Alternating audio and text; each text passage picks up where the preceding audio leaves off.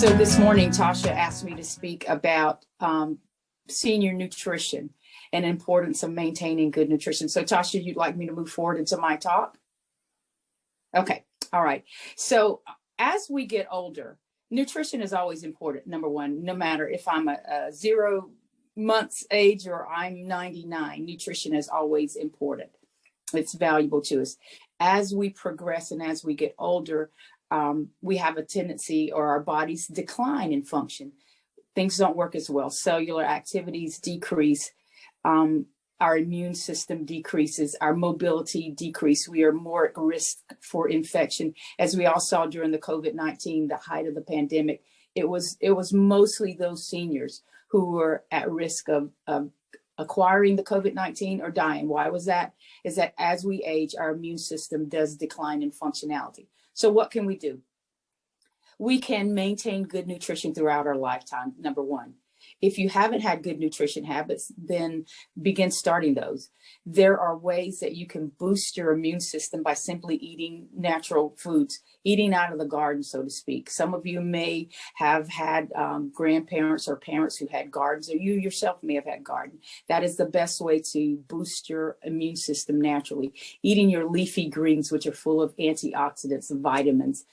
Eating your macronutrients, which are your, again, your vitamins and your micronutrients, which come from your plants mostly. You will get some protein and value from animals, but the most of your valuable things that you need will come from your carrots, your tomatoes, your greens, your beans, and those things like that. Your beans are full of your niacin and things that you, and zinc, which is one of the things that they were pushing during COVID.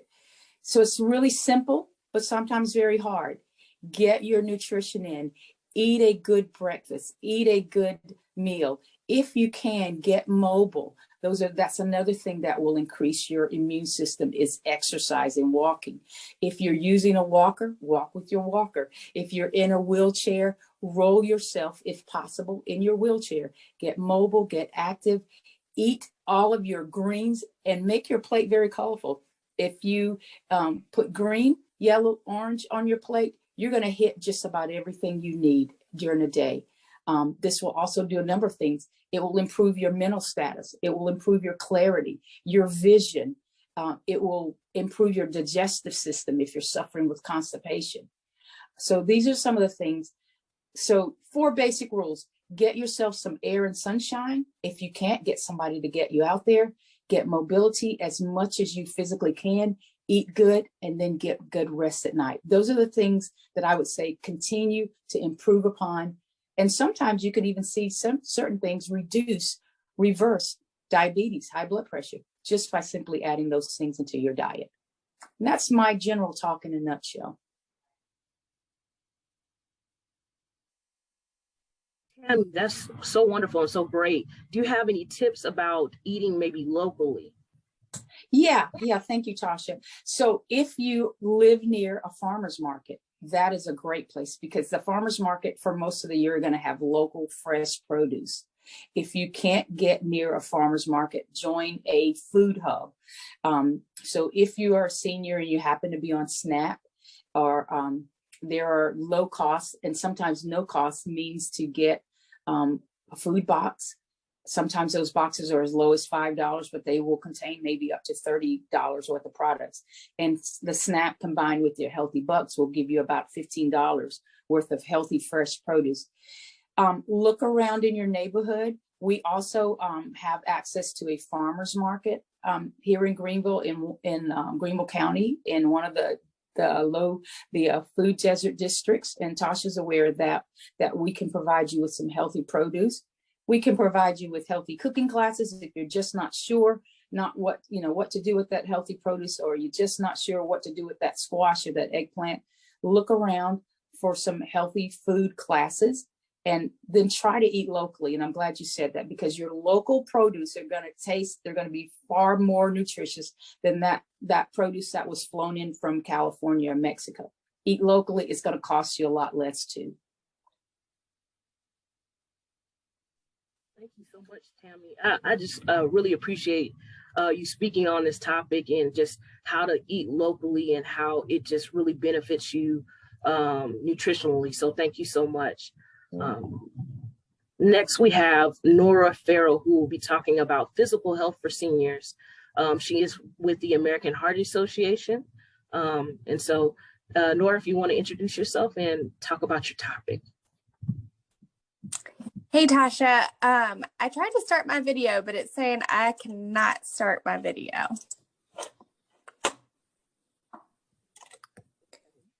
Can you hear me? We can hear you. Okay. So I'll go ahead and share my screen, and then you don't have to see my face, but we'll go ahead and get started, and let me know if I can show my video, and I will be happy to do that. So can you see my screen? Yes, we can. Okay, wonderful.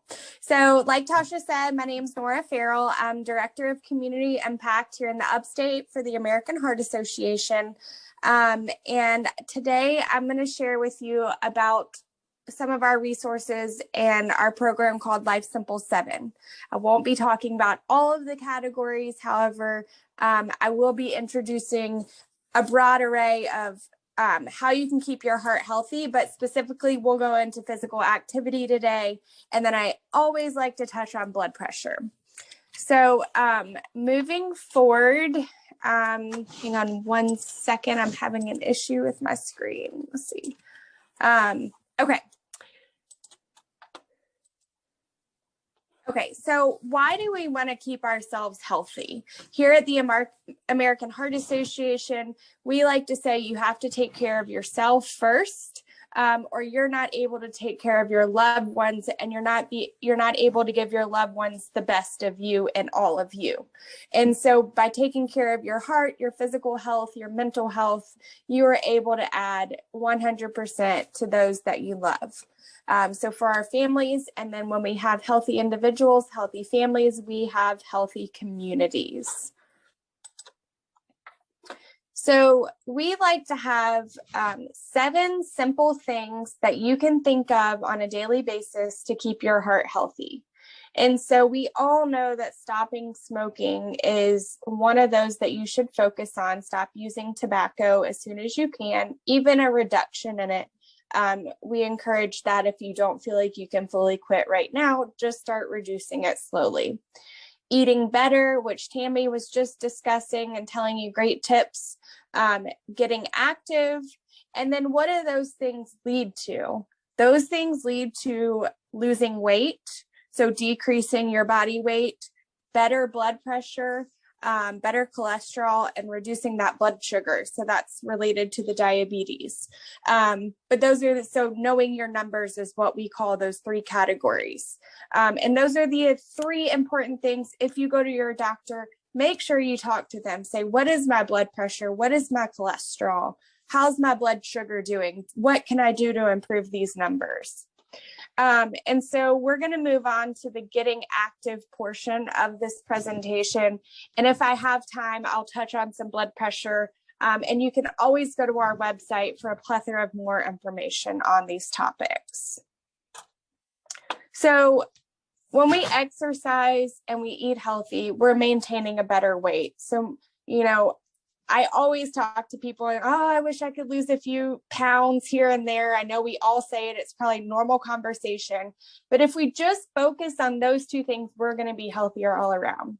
And so they recommend 150 minutes per week. That sounds like a lot. So let's break it down to per day. That's about 30 minutes per day, 5 days a week. And so then I always say, just focus on the now. So today, how many minutes can you exercise? And I'm not saying all in one, you know, you don't have to go get your 30 minutes. Walk to your mailbox, make that 10 minutes, make an extra loop around the block. And each day, try to build that up to that 30 minutes if you can. If you go to the store, park in the back of the parking lot. But really try to just, it doesn't have to be running, it doesn't have to be walking, but as you improve, you'll notice that you can go faster and your heart will be beating a little bit faster as well. So still moving on to how much you need, it's 150 plus. So this is the other thing. We all sit a lot, including me. I'm behind a computer. and just sitting, it makes your muscles and your body become more stagnant. So it's even if you're sitting there at the commercial break, see if you can get up and stand up in your living room and walk around a little bit. We just need to get more active. So if you see yourself sitting for more than 30 minutes, stand up and take a walk around the house. Pick up your house. Is there a few things on the floor that you could pick up? But we just don't want you sitting probably for more than those 30 minutes. Make sure you're getting up and moving around. And as you start to move around more, add intensity. So like I said, you want to get your heart pumping a little bit faster. You don't want to be completely out of breath, but you want to be able to be slightly breathless, just feeling like you're working a little bit. And then in a moment, we're going to talk about the 4 components of physical activity that you should focus on. But one of those is adding muscle, so strength exercise. And that doesn't have to be lifting heavy weights. That is just body weight exercise. Standing up from your chair and sitting back down, standing up, that increases your muscle strength. And then what is the consequences of all of this? Not consequences in a bad way, but in a good way. You're going to feel better. You start moving, your mind is going to start moving more, and you're going to start smiling more. Your mental health is just going to feel so much better. So what are those 4 types of exercises? So you might hear about flexibility. And over time, you might notice, oh, I used to be able to bend down and touch my toes easily, and now it's a little bit harder, and you can only go a little bit past your knees. That's okay. Naturally, we lose a little bit of flexibility, but you've got to remember to try to do some of those exercises, which we'll talk about in a minute. And then the strength component. So what does that do? It helps you protect yourself from injuries. The stronger you are, the more you are to not fall. And so also it helps you boost your metabolic rate. And so you'll burn more calories, helping you with that, losing those few pounds. We got to work on our balance. As we get older, we lose some of that. And that's really what creates some of the falls that lead to bigger problems. Endurance. That is the everyday walking. It just makes you be able to do more and feel better. That's the walking outside, that's riding a stationary bike, whatever you like to do, just make sure you enjoy it. So looking at flexibility, never want to just start stretching when you haven't been walking or your muscles aren't warm. So if you're just doing stretching and that's what you're focusing on that day, make sure you walk for about 5 minutes before you do that. If you're doing walking and then you're incorporating flexibility exercises, do it right after you've walked so that your body is warm. And you want to focus on this about 3 to 5 times a week.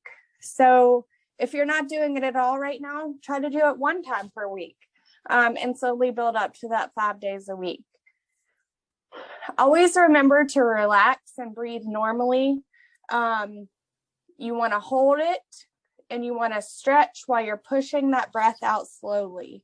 So we've talked about the meditation, or we hear about meditation and breathing exercises.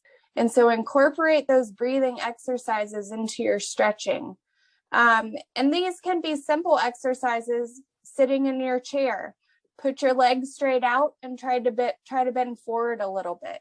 You'll feel a little bit of pull, but you should never feel that sharp or stabbing pain. So you just want to make sure that you feel your muscles stretching. And each time you exercise or you try to do a flexibility, see if you can go a little bit further. And these can be in the chair. It could be standing up, holding onto a chair. You can do your arm exercises with your shoulders, also sitting in your chair as well. And then balance. So I was actually just at my grandmother's house, and I was having her work on our balance exercises. These are really important for preventing falls. because you can get a little bit off kilter sometimes. And if you don't have that balance worked up to the point that you should, that's when you also fall. And that's what we want to prevent as we get older, are those falls. And it helps you be able to keep walking. It gives you the confidence to be able to keep walking, and you're not afraid of falling. So you want to try to do these exercises 3 or more days a week as well. And you might hear, or classes you might want to join for balance and flexibility as well, are yoga and Tai Chi. So if you have one of these at your community center or somewhere that you attend, try enrolling in the class and seeing how you like it.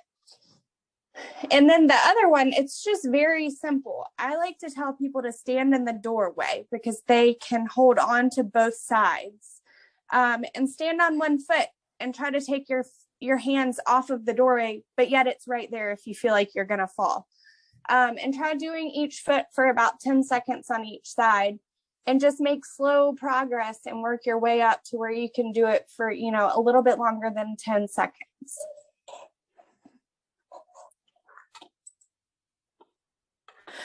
Okay, so that was our portion for the physical activity and a few tips that you can try. I hope that everybody sets a little goal for themselves over the next 2 weeks. And, you work up to where you want to be, and you'll start to feel better all the way around. So I do just want to touch on the knowing your numbers and blood pressure, because it is so important. And so I just want to go over this really quickly, and Tasha, I promise I'll wrap it up in just a minute.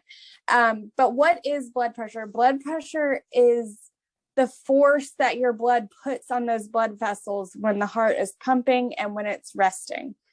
But the purpose of it is to distribute the oxygen all around your body. And so you may hear the word hypertension. If your doctor sees that you have high blood pressure, they may diagnose you with hypertension.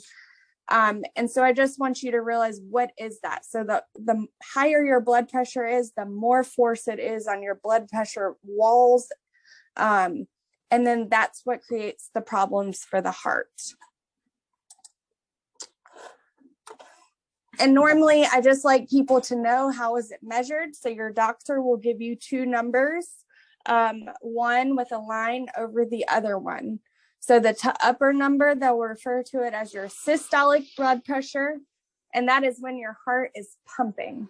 And then the diastolic is that lower number, and that's when the heart is at rest and it is not beating. So this is just good knowledge for you. Sometimes, doctors may be a little busy, just hand you a number. And so this gives you a little bit more knowledge to ask a question around it. I like to show this visual as well. So what are the consequences of high blood pressure? Many people hear of stroke. As you get older, you probably have more friends that have had a stroke.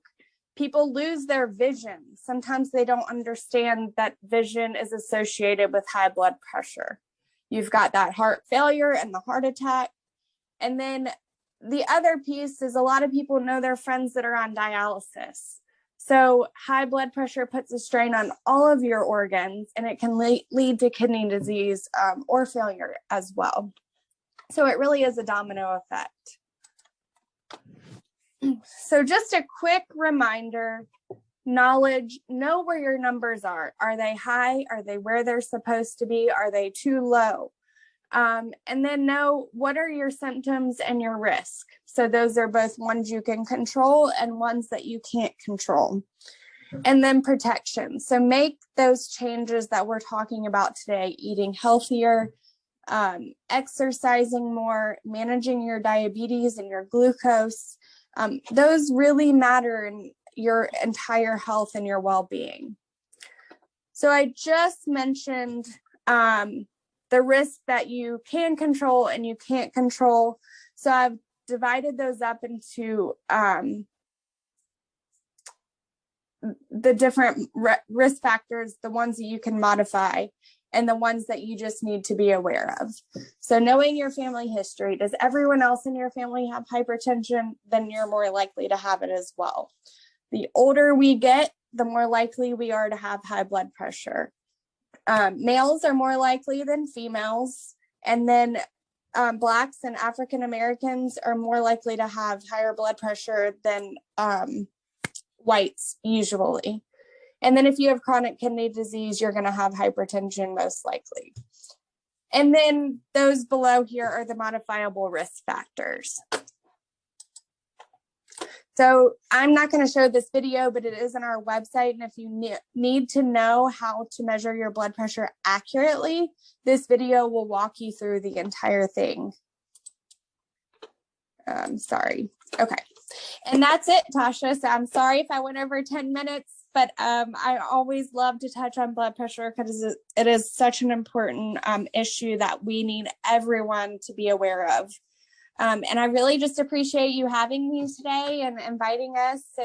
And please feel free to reach out to me if you ever need any other types of resources on healthy lifestyle management. I'm happy to send them your way and help you within the community. Absolutely. Thank you so much, Nora. We appreciate that. We thank you all for tuning into our webinar. And today, and this was brought to you by Healthy Connections Prime. Healthy Connections Prime is a healthcare option for dual eligible seniors. That means that you are a senior who's 65 and older, and you have full coverage, Healthy Connections Prime Medicaid and Medicare. And if you reside in the home or a community setting, then you qualify for Healthy Connections Prime. With Healthy Connections Prime, it gives you all the options that you had prior to Healthy Connections Prime, such as doctor visits, hospital care, adult dental, mental health services, community long-term care, nursing home care. But it gives you added benefits, such as when you select Healthy Connections Prime, you can get one healthcare plan, one healthcare card, one point of contact. You have no insurance premiums, no copays for doctor visits. You get a care team, a care coordinator, and a personalized care plan, which is really awesome. That care coordinator works alongside your personalized care team, and everybody that's associated with your care is on that personalized care team. So social workers, specialists, your physician is on that particular healthcare team. You can even put your caregiver and your family members on that team.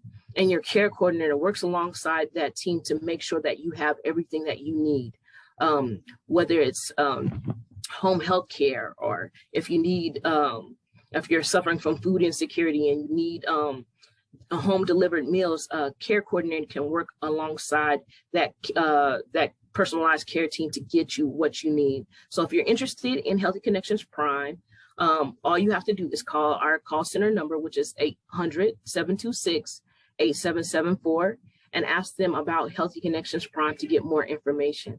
We just thank Tammi and Nora today for speaking with us today about heart health and about eating healthy and physical health. We thank you for tuning into our webinar. We hope that you have a great day. Take care.